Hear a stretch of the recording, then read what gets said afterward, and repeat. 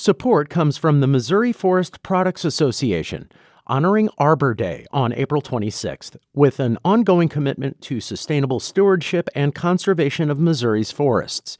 ChooseWood.com. I'm Sarah Fensky. This is St. Louis on the Air. Anyone who's ever been a kid in a wintry climate can identify with the excitement felt by Peter, the young protagonist of Ezra Jack Keats' classic book, The Snowy Day. One winter morning, Peter woke up and looked out the window. Snow had fallen during the night. It covered everything as far as he could see. Whoa, snow! Keats's story deftly captures the wonder that comes with a fresh pile of snow. It also broke barriers by featuring a black protagonist at a time when American children's literature was almost totally white. And now that groundbreaking book is a puppet show. The audio track you heard just a moment ago is from the new joint production of the Repertory Theatre of St. Louis and StoneLion Puppet Theatre. It's called The Glowy Snowy Day. And joining us today to talk about this wildly creative, pandemic-friendly piece of theater is Adena Varner. She's the Director of Learning and Community Engagement for the Rep. Adena, welcome. Thank you, Sarah. Thank you for having me. So who had what I think of as the brilliant idea of combining the snowy day and puppets?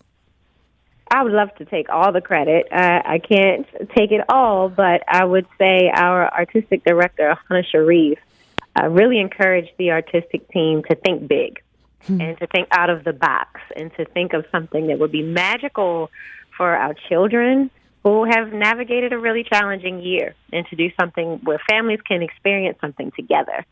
And so after weeks of brainstorming and collaborating, I was thinking, even for my own children, I have 3 children, what would be something that they're interested in? Mm-hmm. And me being from Baltimore, where there's a very large, thriving puppet scene, I've always loved puppets. So I started looking for some local puppet theaters and was able to stumble upon the work that StoneLion is doing out in Kansas City. And it just seemed like a natural fit. We were really excited also to think about not just a beautiful show, but a beautiful story. And so we decided to marry those two things together. So when you talk about the puppets here, this StoneLion Puppet Theater, these aren't just any puppets. Tell us about what this group does. These are world premiere puppets. They are giant illuminated puppets. There are some that are life-sized and very 2D. So we do have some shadow box puppets that are about 4 or 5 feet high, but then we will also have giant puppets that are 8 to 10 feet tall.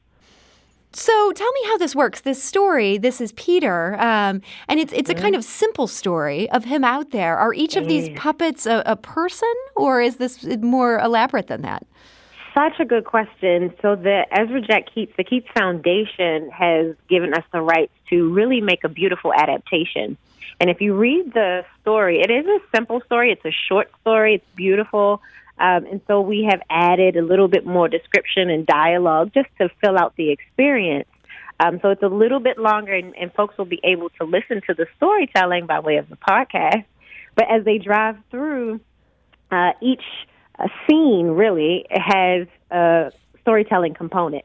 So they'll either see a shadow box puppet, or they'll see one of the scenic elements, or they'll see one of the giant puppets. So it's a variation. Each scene is very different. There's some that are 2D, there's some that are 3D, then there's some fun special effects that are happening, all from StoneLion. StoneLion is bringing all of this really exciting work with them. They literally built it for us and with us, and so we're really excited to have them here in St. Louis. And you mentioned this drive-through component. This is important because this is what makes this puppet show something we can enjoy in the pandemic. This is on the campus of Webster University, and so families will be able to just kind of drive up while the show is going and do the drive at their own pace, is the idea? That is one of the reasons why we wanted to do this. It is so important for us to keep everyone safe. We all have in some way been affected by the pandemic, and In our original brainstorming, we were thinking about a walkthrough experience or something that people would have to get out of their car to experience. What we love about Webster is that there are several parking lots that have tons of space, and so people will literally be able to drive through and see each moment come to life. They don't have to get out of their car. They don't even have to roll down their window. But each moment is represented in the story will be represented by way of the puppetry or the podcast, and they are completely, each moment is completely self-contained. So that's why we are really, really encouraging families to come on out. It's completely safe. You don't have to do anything that would jeopardize anyone. I want to play another excerpt from the audio track. Now, this comes from Peter's enjoyment of this snowy day. He's out there. Let's listen to what happens. Peter walked and walked until he heard the big kids. I'm gonna get you! I'm safe.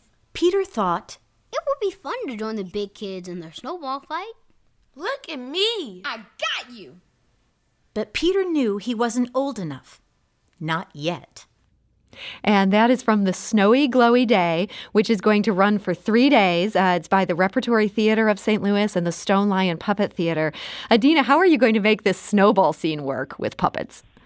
I'll say it's the Glowy Snowy Day, and the puppeteers are developing snow mounds, and then that are relatively large, and then they're creating smaller snowballs. They also glow in the dark, and they're literally bringing some puppeteers with them to have this snowball fight. So they'll be tossing the snowballs back and forth to each other. Of course, they'll be dressed in their black, so they'll fade into the background. So the driver really will just see mountains of snow and snowballs just moving throughout the space. This sounds amazing. I mean, is it fair to say this snowball fight, this has got to be one of the highlights of this production? It is. It is. We're really excited about the snowball fight. Well, so you've got 22 performers out there. What's going to keep them from freezing as these performances are happening on a December night in St. Louis? That is such the magic of theater. You know, the back-end logistics are a challenge. But it's, again, important for us to not just think about COVID safety, but to keep our folks warm. So we're really thinking about the best way to implement breaks and to make sure everybody gets what they need during the course of the evening. And so in terms of also making this show work and the magic of theater, are families going to have to maintain a certain pace for this to work? Like if someone wants to linger at this snowball fight and just watch this for hours, is that going to throw things off for everybody behind them? It won't. One of the good things about the podcast is we're actually giving folks instructions on how to navigate through the experience, and the podcast will actually signal when it's time to move to the next scene. So even as though it's beautiful, and we'll give folks a little bit of time in between so that they can still just kind of marvel at it, but the podcast will actually tell them when it's time to move. So what are you expecting in terms of the total time commitment for somebody who's going to sit through or drive through this play?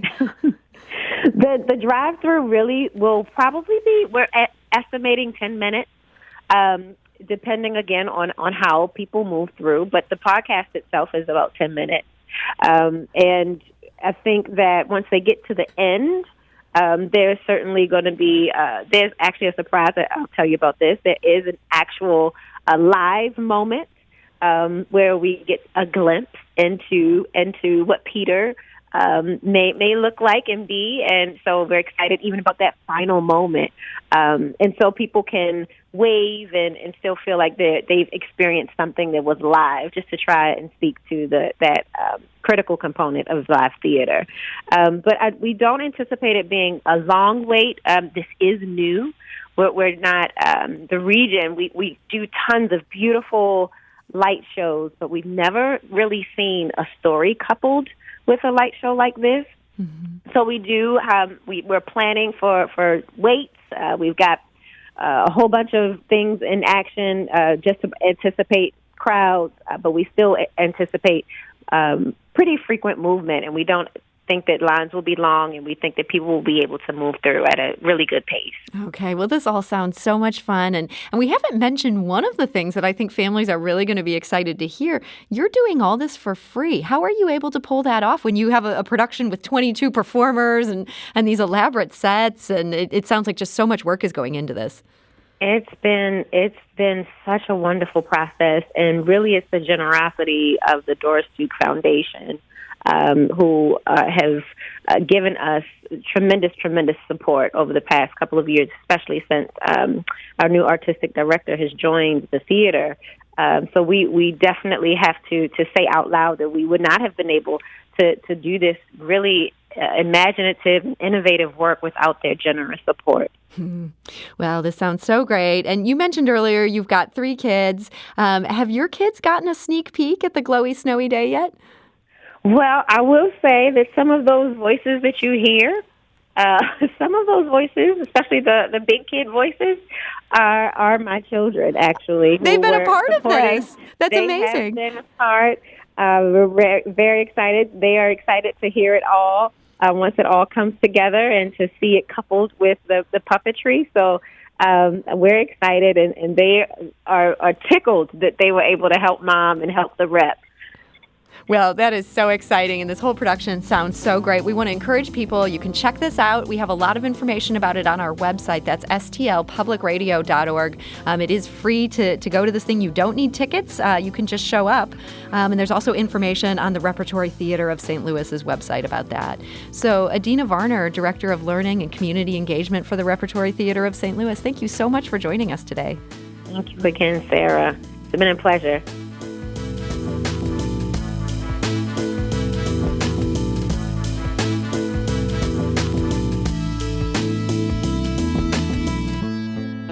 Do you find yourself regularly listening to episodes of St. Louis on the Air? Suggest us to a friend you think might enjoy our conversations. And leave us a review and rating on Apple Podcasts on the App Store. It's the simplest way to help people discover our show. Thanks.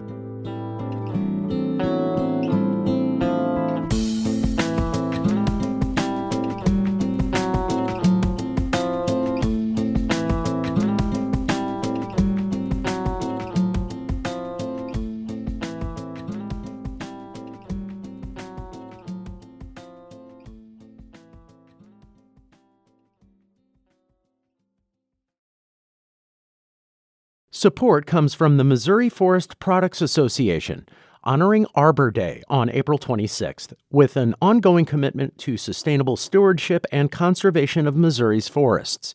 ChooseWood.com.